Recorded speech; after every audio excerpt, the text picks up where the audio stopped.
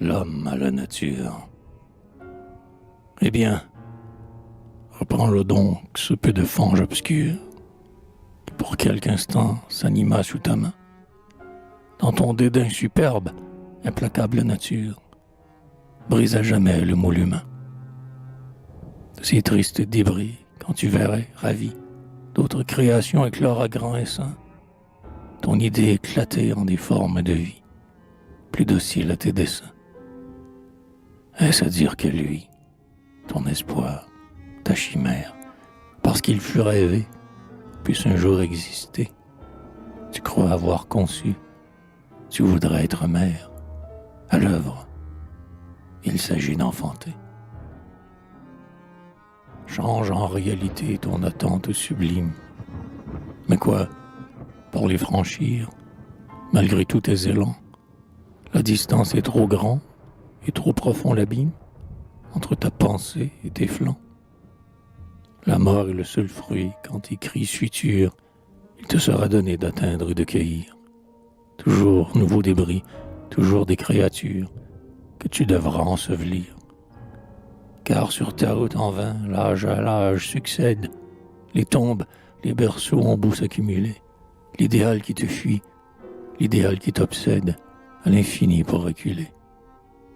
L'objet de ta poursuite éternelle et sans trêve demeure un but trompeur à ton vol impuissant, et, sous le nimbe ardent du désir et du rêve, n'est qu'un fantôme éblouissant. Il resplendit de loin, mais reste inaccessible. Prodigue de travaux, de luttes, de trépas, ta même sacrifié à ce fils impossible. Je meurs, et lui ne naîtra pas. Pourtant je suis ton fils aussi, réel, vivace, je sortis de tes bras dès les siècles lointains. Je porte dans mon cœur, je porte sur ma face le signe emprunt des hauts destins. Un avenir sans fin s'ouvrait dans la carrière, le progrès sur ses pas me pressait d'avancer. Tu n'aurais même encore qu'à lever la barrière. Je suis là, prêt à m'élancer. Je serai ton sillon ou ton foyer intense. Tu peux selon ton gré m'ouvrir ou m'allumer. Une unique étincelle, ô mère, une semence. Tout s'enflamme ou tout va germer. Ne suis-je point encore seul à te trouver belle? J'ai compté tes trésors, j'atteste ton pouvoir. Et mon intelligence, ô nature éternelle, t'a tendu ton premier miroir. En retour, je n'obtiens que dédain et qu'offense. Oui, toujours au péril et dans les vains combats, et perdu sur ton sein, sans recours ni défense, je m'exaspère et me débat.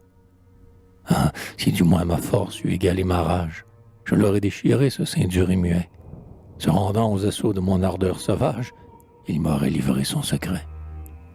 C'en est fait, je succombe, et quand tu dis « j'aspire », je te réponds « je souffre », infirme, ensanglanté, et par tout ce qui naît, par tout ce qui respire, ce cri terrible et répété. Oui, je souffre, et c'est toi, mère, qui m'extermine, tantôt frappant mes flancs, tantôt blessant mon cœur. Mon être tout entier, par toutes ses racines, plonge sans fond dans la douleur. J'offre sous le soleil un lugubre spectacle, me naissant, ne vivant que pour agoniser. L'abîme s'ouvre ici, là se dresse l'obstacle, ou m'engloutir, ou me briser.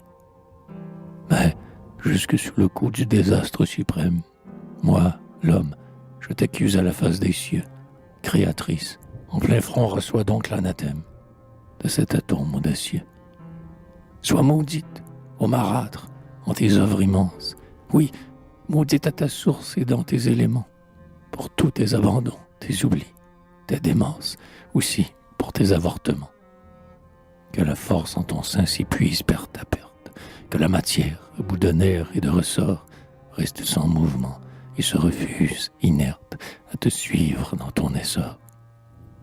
Qu'envahissant les cieux, l'immobilité morne, sous un voile funèbre éteigne tout flambeau, puisque d'un univers magnifique et sans borne, tu n'as su faire qu'un tombeau.